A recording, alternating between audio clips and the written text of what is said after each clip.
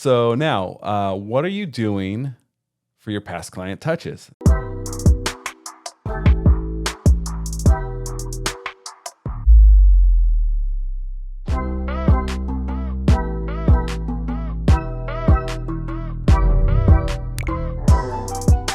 What's happening? I'm J.C Agajanian, broker associate with the Whissel Realty Group at eXp, and every Monday we bring you a recap of the Mastermind that the Fast Forward Network puts on.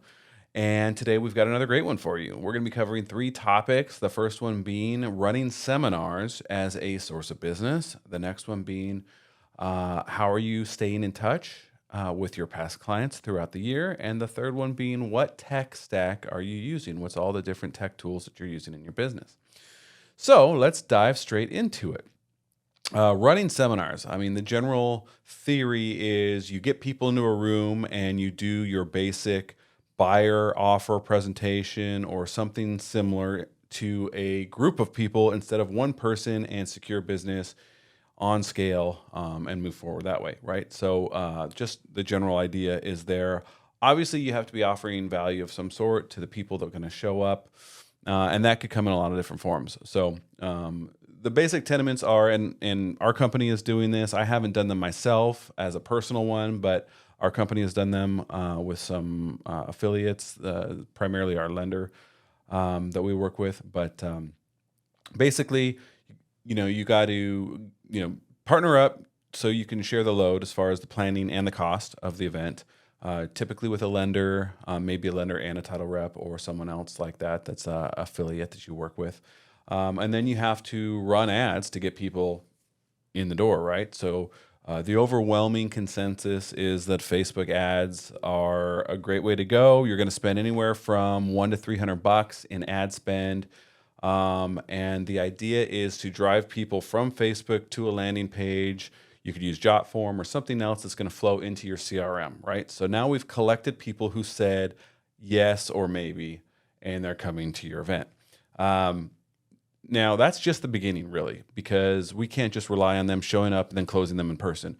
So you're going to also create a follow-up drip of some sort, maybe personal phone calls, depending on the scale of this event that you're running.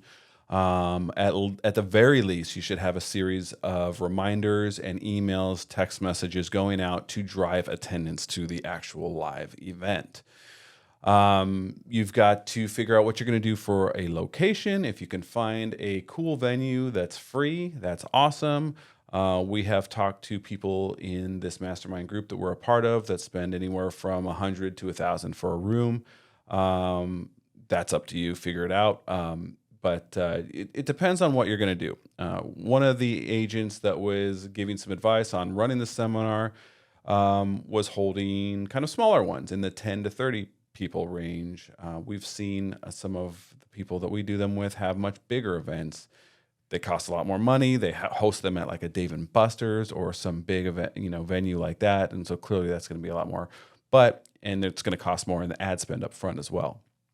Whatever it means to you, make sure that it fits and it's appropriate. It doesn't matter if it's small. You can call it, an intimate educational series or a small event exclusive, whatever. You can make it so that if it's small, it's not a bad thing, right? And it's just because you don't have 30 or 40 people showing up to a room doesn't mean it's bad either. You got to start somewhere. So keep it brief. In general, you want to keep it to an hour, maybe an hour and a half. If you have the budget, offering food and or drinks is a great way to add value. But one of the most seemingly, successful things as far as a value add and a hook to get people to actually show up in person was to talk about credit. In general, like I said in the beginning, a lot of these are going to be focused on and catering to first-time home buyers. And a lot of these people don't even think they're credit worthy enough to go and buy a home. Sure, they'd love to have one, but maybe they don't have perfect credit. And that's a great way to lead into an event like this. You can say a free credit consultation or something alluding to them, or the legality of actually telling people you're going to correct their credit is touchy, so you got to be careful about that. But talking about a free credit consultation and an educational series about buying a home is a great way to get people in the door.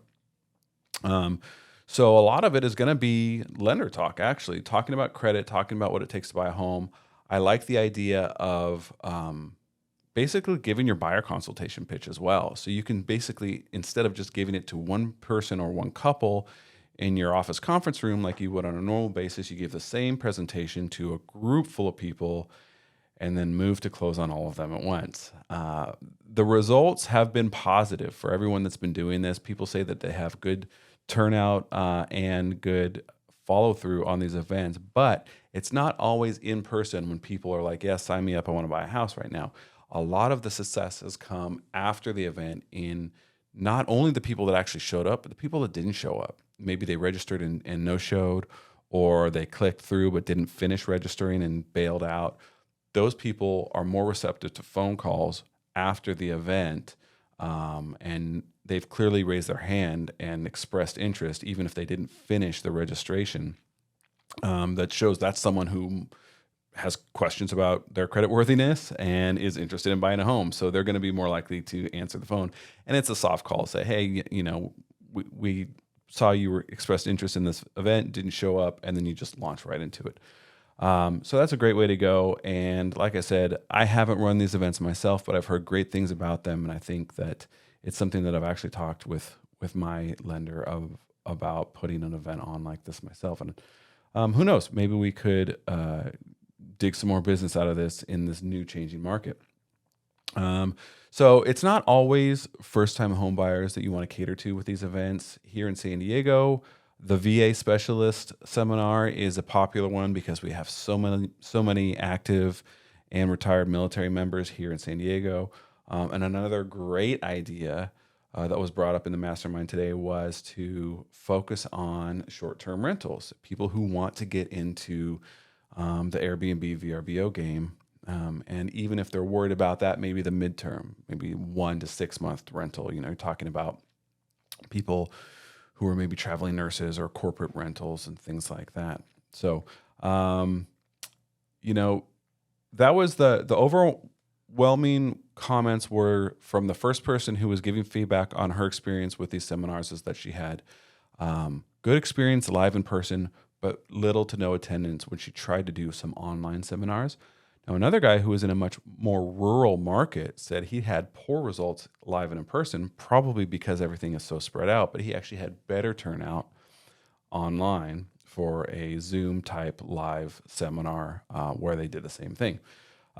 He spent also similar amount adding ad spend on Facebook of around $300 or so. He splits that with his lender, and he's had good success with his as well. Like I said, next day follow-ups are big, whether or not they showed up. And I think that's pretty much it. Like I also mentioned the food and drinks. That's a great hook as well beyond the credit consultation offer. So that's running seminars. Of course, there's more to it, but the basic tenements are there. Run the ads, hit the landing page, get into your system, follow up, have the event, follow up some more, and then keep following up. As you know, the fortune is in the follow-up. All right, so now, what are you doing for your past client touches? So the next topic is basically surrounding staying in touch with people so they don't forget about you in this very transactional business that we're in, right? So if you haven't heard of send out cards or Postable, they've been around for a long time. I've used both of them through my career. I'm currently using Postable. It's great because they are physical cards that go out in the mail. They don't have a 100% handwritten style. It's clearly printed, but you can use scripts that look like handwriting on these cards. And I use them for all the important events in people's lives. So I sent out a card for a home anniversary, a house anniversary. I sent out an anniversary card. I sent out birthday cards. And I send out holiday cards, all through Postable. So it's a great way to stay in touch with people. Hopefully it's part of a larger long-term touch plan to stay in touch with all of your past clients. That would also include a quarterly event and other phone calls, maybe an annual CMA. These are all things that you should be doing to stay in touch with people, because the best business we can ever ask for is that repeat and referral business where people are coming in with with trust built in already. Obviously, that's so much better than having to prove yourself to a stranger from the website. So, anyways, they turned me on to something I didn't know though. I've been using Postable. Some of the people on the mastermind were talking about send out cards and the ability to customize that send out cards. I think you can do it with Postable as well, but I have to look into that myself. The cool thing is, one agent talked about pulling that closing photo that she takes, giving the key. She's also got kind of a big cardboard key thing that's branded that she takes photos with every client. She puts that on the first card that she sends out. And she's got an immediate closing drip that goes out. So there's a card that goes out a few weeks after the close, just to give enough time for the homeowner to change their address. And then there was another card a couple months later. Let's see here. What did that go to? I can't remember what that one was for. And then there was another one after 4 months where they actually begin to, I think the second one was just touching base. Do you need anything? How can I help? And then another one was saying, hey, let's ask for referrals at this point. And then they launch into their standard past client touch, which includes holiday cards and all of that. Another great idea for anniversaries and for birthdays and maybe anything else that's personal that you're trying to really show people that you care and touch base with them is to go in and pull a photo of maybe that person and their family. If it's an anniversary, like a wedding anniversary, not a house anniversary, maybe pull a photo of them and their spouse from Facebook or Instagram and put that on the card. Or, just really customizing each card can go a long way to have it be a lot more meaningful for that client. Another approach that is less automated as send out cards and Postable is, but is still a great idea that I hadn't heard before, came from Treasure Davis in Colorado. And she was saying that she actually creates her own postcards. The cool thing about send out cards and Postable is it's hands off. It's all online. You tell them what you want to do, and it's printed and sent and postage stamped all remotely. So you don't deal with anything in house. What Treasure's doing is actually a little more labor intensive. She's actually printing out her own postcards and she's sending them out. But what she's done is she's partnered up with some local businesses and she's actually offering something free with each postcard. So depending on what's happening, she'll actually launch different snail mail campaigns inside of an escrow period. So for example, when someone gets an offer accepted, they do a little celebration and give them a certificate for a nothing bundt cake. So you can get a little bundt cake to say, hey, celebrate. And the cool thing about the way she set it up is that there's no gift card on the postcard. There's no barcode. She's got an arrangement with the local shop, so it's clear which one they need to go to. And then they just bill her. So if it doesn't get used, she doesn't spend any money at all except for the postage and the card that went out. But that same sentiment, it's as though she did give that person money, even if they use it or not. But if she doesn't get it used, then she doesn't have to spend the money. If it is used, she gets billed by the bundt cake people. And she does the same thing with the local brewery. Here, have a pint on me. The one that she's actually partnered up with is so happy with the advertising from her postcards and the fact that when someone will actually take advantage of it and take a free pint, they're not just there for one beer. They're going to be spending money on more beers and probably food as well. So most of the time, that brewery doesn't even send her the bill because they would give away a beer for a full tab anyways, right? So they're happy with that. And so she's done that with a few different local organizations. These are not big corporations. Nothing the bundt cake is huge, but they are all individually owned and operated. So you just find a company like that would like to partner up with you. You don't pay when they're not redeemed. You do maybe if they are, maybe not, depending on how you approach that other company. And it also is a great way to just show love on your clients and for them to really think that you're standing out and that you'll be remembered by them in the future. I thought that was an awesome idea by Treasure. Another idea that another agent brought up is that she uses the other ones, the automated ones, send out card or Postable. I'm not sure which one she is set up on, but not only for her clients, but also for agents who she's interested in recruiting and attracting into the business for her team. And that's basically the idea that she's just watching on social. Maybe she checks once a week or something like that for a life event, marriage, anniversary, a funeral of some family member, a birth of a kid, whatever it is. And then she sends those cards out specific to what she saw online, which also shows that she cares, shows that she's paying attention to what's going on in their lives. And it's a nice, refreshing thing for clients to do. So great ways to stay in touch with your past clients, all through snail mail, which most people think is dead, right?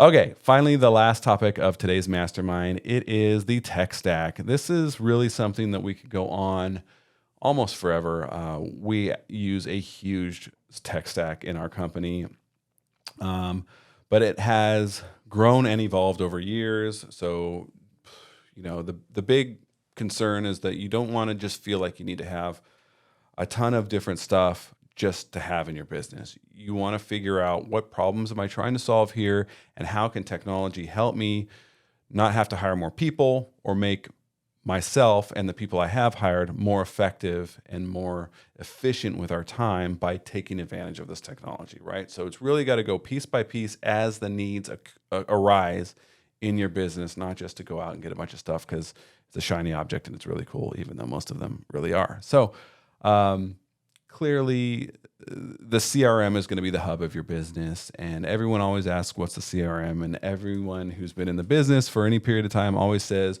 whichever one you're actually going to use and operate in every day inside your business and stick to and not ignore, right? So that's the answer.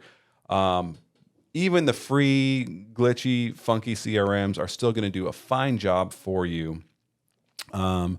As long as you're working it, right? And you can have the most amazing, you can have Salesforce, for crying out loud, but if you're not using it, it's not going to be helpful for you. So here at EXP, one of the things that comes with the technology fee that we have is KV Core, which is a well-rounded CRM and IDX site, and as well an ad platform to create and generate online ads all in one.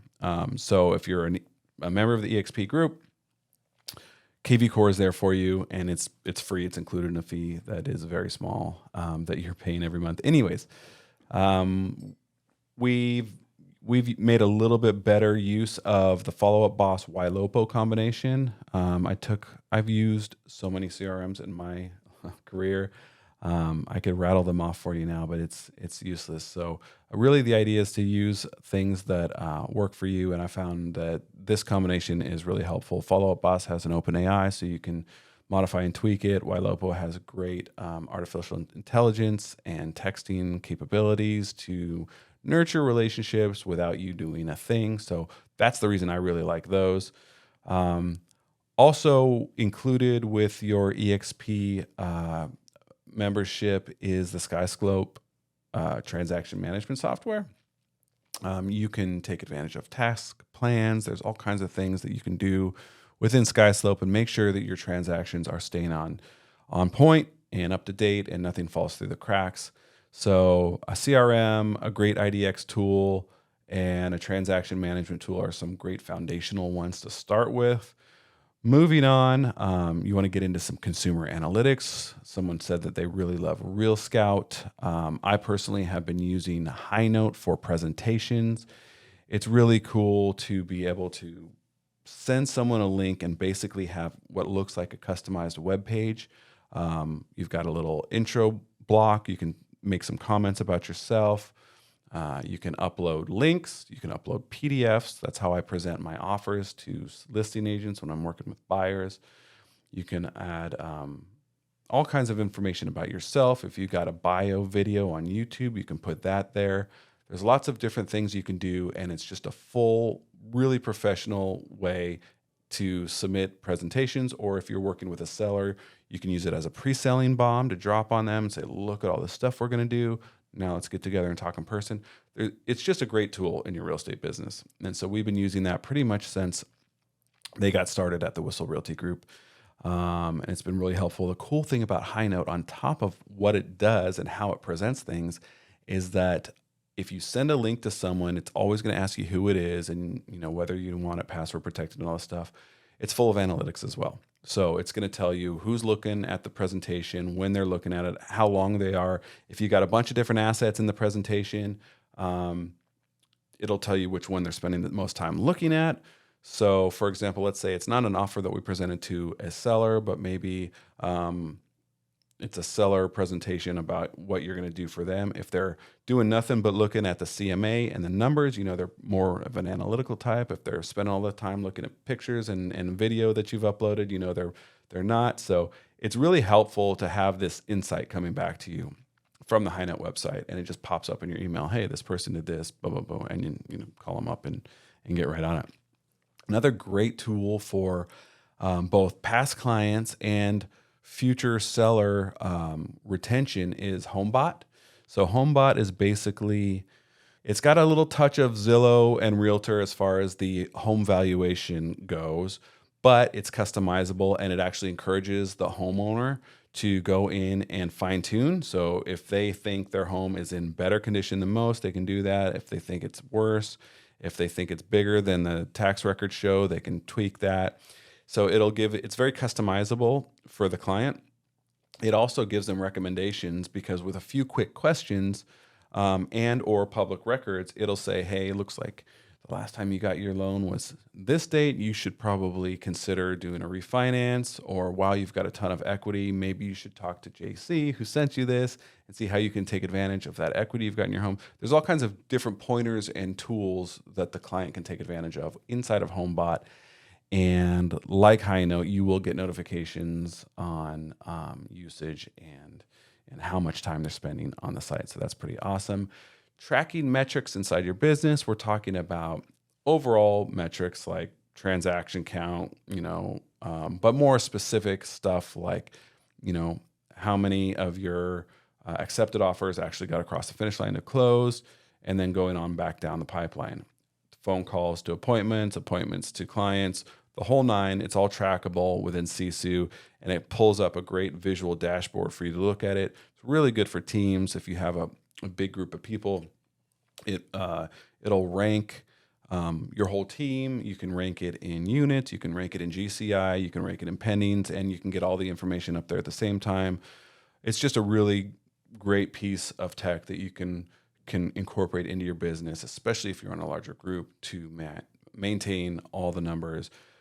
Difficulty is you got to make sure you're getting everyone to put the information in on the front end, and that's a different conversation. But with not too much effort, everyone can get on the same page, make sure the right inputs are going in so that the right outputs are coming out and being actually helpful for us to analyze and use in our business.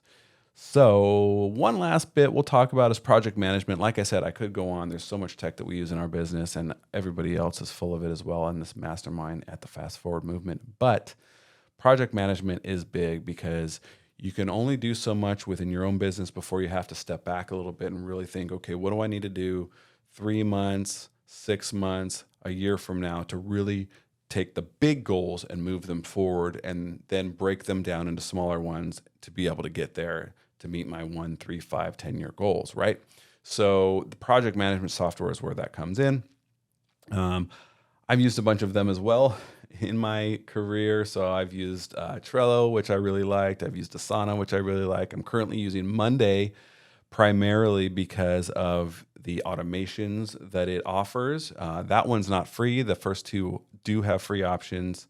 Well, I think Monday might have a free option as well, but I don't think the automations come with that. And then ClickUp is a newer one that I've heard about as well. I've heard good things about. I've never actually had experience with that one. So project management is another nice piece of tech that will help you move the ball forward in the long run. So that's it. Those are our 3 topics we covered today. I hope that this information is helpful. As always, please feel free to DM me with any questions, comments, or just a chat. I'm open, man. I'd love to grab a beer, grab a coffee, hang out, and talk shop anytime. So I'll talk to you soon. JC with Whissel Realty.